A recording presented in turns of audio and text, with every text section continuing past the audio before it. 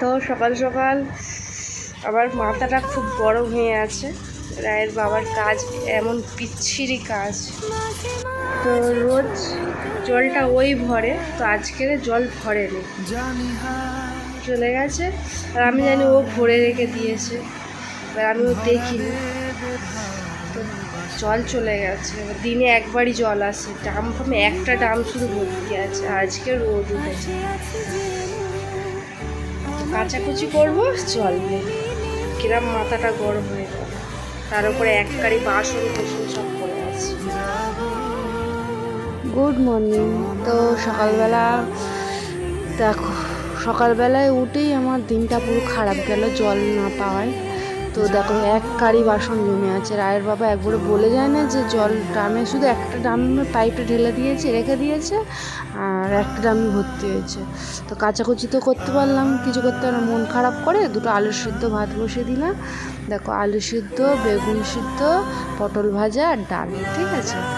আর এটা হচ্ছে কালকের ঘরের তরকারি।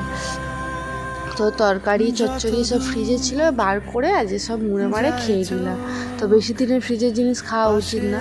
তো দেখো বিকেলবেলা ঘুম থেকে উঠে দেখলাম বোন এসেছে। বোনে আসার কথা ছিল, আমার শরীরটা ভালো ছিল না বলে বোনকে ডেকেছিলাম।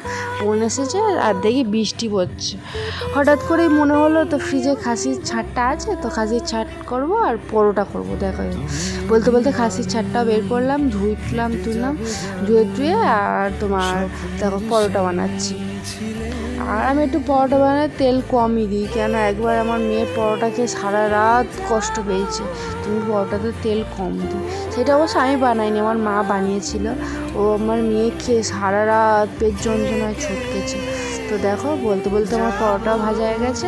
আর পরকে আমি ফোন করেছিলাম, বলি এরকম খাসির ছাড়টা করবো, বললো তার ঠিক আছে, তুমি রেডি করে রেখে দাও, আমি গিয়ে করবো। বর একটু মাংস করতে ভালোবাসে। তো দেখো আমার পরোটা ভাজা হয়ে গেছে। তো বর এখন খাসির ছাট করছে, আর আমাদের মন পুরো খুশি খুশি। খাসির ছাট আর পরোটা খাওয়া হয় অবশ্য, কিন্তু আমার ভালো লাগে, বৃষ্টির দিনে এইসব খেতে ভালো লাগে।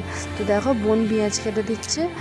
আর আমাদের বাইরে আলোটা না একটু কম, ঠিক আছে, তো একটু ম্যানেজ করে নিও। আর দেখো বলতে বলতে বড় আলু পেঁয়াজও ভেজে নিচ্ছে, তরকারিও বসে গেছে। তো আজকে রাতে ভিডিওটা এখানেই শেষ করলাম। ভালো থাকবেন, শুভরাত্রি।